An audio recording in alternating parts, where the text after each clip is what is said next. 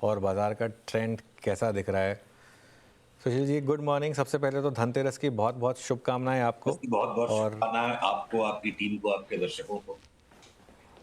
सुशील जी, पिछले Tuesday viewers ने miss किया आपको। आप विपाशना पर गए और आपका टारगेट आ गया निफ्टी पर ऑलमोस्ट 23,500 वाला। हुँ। तो ये बताइए, उस समय जो आपने एक व्यू लिया था मार्केट में करेक्शन का, तो ऐसा क्या आपने च्यवनप्राश खाया था जो व्यू निकाला था?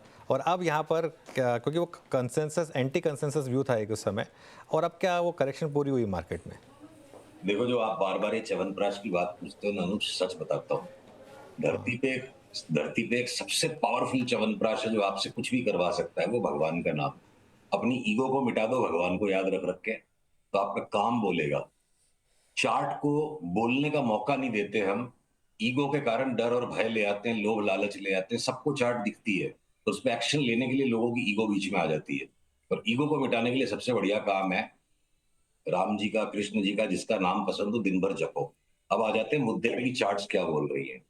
तो खाली हम उन लेवल्स के करीब आगे नहीं है अनुज, मेरे को इंडिविजुअल इतने सारे लार्ज कैप्स और मिड कैप स्टॉक्स दिख रहे हैं कि देखो, अतिशयोक्ति में बात करना हमारा स्वभाव नहीं है, खुली बात करना हमारा स्वभाव है। मैं रीएम्फसाइज कर दूं, पर इस तरह से चार्ट्स का स्प्रेड बना हुआ है कि मुझे लग रहा है इस दिवाली पर जैसे ना पूरा बाजार साष्टांग दंडवत कर रहा है महालक्ष्मी जी को। और माता लक्ष्मी दो नहीं, चारों हाथ से आशीर्वाद बांटेगी, सौभाग्य बांटेगी। ये दिवाली के बाद जो मेरे को लगता है बाजार फट जाएगा बिल्कुल बम की तरह ऊपर। इंडेक्स के लेवल्स अलग है, अलग अलग सेक्टर्स अलग अलग काम करेंगे, और इंडिविजुअल स्टॉक्स में बहुत बड़ा पैसा तेजी करके बनेगा। मंदी करने में तो चवन्नी अठन्नी हाथ लगेगी। चक्कर। तो एक काम करते हैं, आज सुशील जी अपने आप को रिस्ट्रिक्ट रखते हैं निफ्टी और एफएनओ स्टॉक्स पर।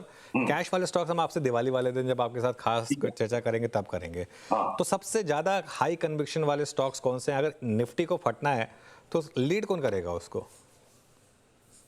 एफएमसीजी पूरा डीप करेक्शन दे चुका है हिंदुस्तान लीवर को छोड़ के, जहां पे बार बार बाजार लपेटेगा हिंदुस्तान लीवर में। 3,000 पे अपनी बात हुई थी कि 1,000 रुपया गिरेगा, 500 गिर गया। किसी ने नोटिस भी नहीं किया, 500 रुपया लीवर गिर गया। बहुत कमजोर है वो चार्ट, उसको आप छोड़ दो। आईटीसी मेरे को लगता है 150 रुपया बढ़ जाएगा यहां से, एकदम न्यू हाई में 600 के आसपास चला जाएगा, 580 600। टाटा कंज्यूमर फट जाएगा, एकदम आसमान में चला जाएगा। इवन टाइटन वापस अपने न्यू हाई पे आ सकता है। तो एक तो कंज्यूमर सेक्टर के स्टॉक्स बेफाम भागे यहां से। जो नहीं भागने वाले और लपेट वाले स्टॉक्स है वो बहुत कम है, मैं बता दूं। Large banks, private sector banks में धुलाई हो जाएगी, बहुत थप्पड़ पड़ेंगे उसमें, उनसे बच के रहो। पर पीएसयू बैंक्स में जिस तरह से पैटर्न बन रहा है, अचानक से कल देखो वो कौन सा बैंक एक 9% ऊपर भाग गया था, कौन सा बैंक ऑफ इंडिया था, कौन सा था वो, तो अचानक से इंडियन एक्सप्लोड कर बैंक, इंडियन जाएंगे। बैंक। हाँ, इंडियन बैंक। Indian bank. तो एक्सप्लोड कर जाएंगे अचानक से पीएसयू बैंक्स। इंश्योरेंस के स्टॉक्स एक्सप्लोड कर जाएंगे न्यू हाई में। ब्रोकरेज के स्टॉक्स भाग रहे हैं न्यू हाई की तरफ। एंजल ब्रोकिंग हमने 2,000 के भाव में निकाला 4,000, क्योंकि एक बार में टुकड़े टुकड़े में बात करो। अब लगता है 4,000 पे भी नहीं रुकेगा, 6,000 भी हो सकता है। तो सिलेक्टिव स्टॉक्स चलेंगे, सारा मार्केट नहीं चलेगा। अब बड़े स्टॉक्स में अगर आपने कहा तो सारे अडानी के स्टॉक्स में तो लगता है एकदम चॉकलेट बम तैयार है, फट जाएंगे। रिलायंस बिल्कुल न्यू हाई में भागने के लिए रेडी है, तो अडानी, अंबानी, अंबानी के भी सारे स्टॉक्स भागेंगे। कुमार मंगलम बिरला के सारे स्टॉक्स, ग्रासिम भाग जाएगा न्यू हाई में, उसको छोड़ो। वोडाफोन आइडिया, ये जजमेंट मत लो कि इस तरह की दुर्गति हुई हुई कंपनी कैसे चलेगी। 2 रुपया से वो कंपनी 18 तक भी गई थी। स्टोरी बन जाती है, कौन सी स्टोरी आ जाएगी, एलोन मस्क आ जाएगा, कुछ भी स्टोरी आ जाएगी। मेरे को लगता है ऐसे 1 रुपया नहीं घटे वोडाफोन आइडिया, और 3 गुना भाव हो जाए वापस यहाँ से। मतलब बाजार के अंदर में इस तरह की सुरसुराहट है भीतर की। एक करेक्शन को होना था, चरण स्पर्श करने थे हमको इस दिवाली में माता लक्ष्मी के, वो चरण स्पर्श हो गया कि प्रदोषों को पकड़ के रखेंगे। अब डिफेंस के सारे स्टॉक्स, रेलवे के स्टॉक्स फट जाएंगे आसमान में। आपको मैं कहता हूं पीएसयू बैंक्स हो गए, उसके अलावा भी और गैस के जो स्टॉक्स है, महानगर गैस हो गया ना 30-32% का करेक्शन। जब बड़े करेक्शन की हमने बात की तो जूते खाए थे ट्विटर पे।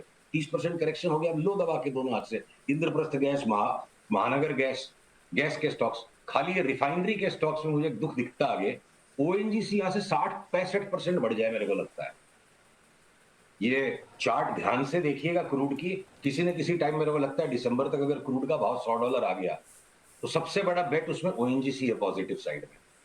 तो ओएनजीसी सुशील फट जी। जाएगा, आईटीसी फट जाएगा, अडानी अंबानी फट गए, कुमार मंगलम बिरला के सारे स्टॉक्स फट गए। टाटा के अंदर आप आ जाओ, टाटा कंज्यूमर के अलावा टाटा मोटर मेरे को लगता है 1,250 रुपए का भाव वापस हो जाएगा। टाइटन भाग जाएगा, इवन टाटा स्टील जैसा थका हारा स्टॉक 18-20% बढ़ सकता है। तो देखिए इंडिविजुअल लपेट में लेंगे आईटी के स्टॉक्स और लार्ज कैप बैंक्स, उसके सिवा जो जीना है लार्ज कैप में ले लो, पैसा लेके ही बनेगा।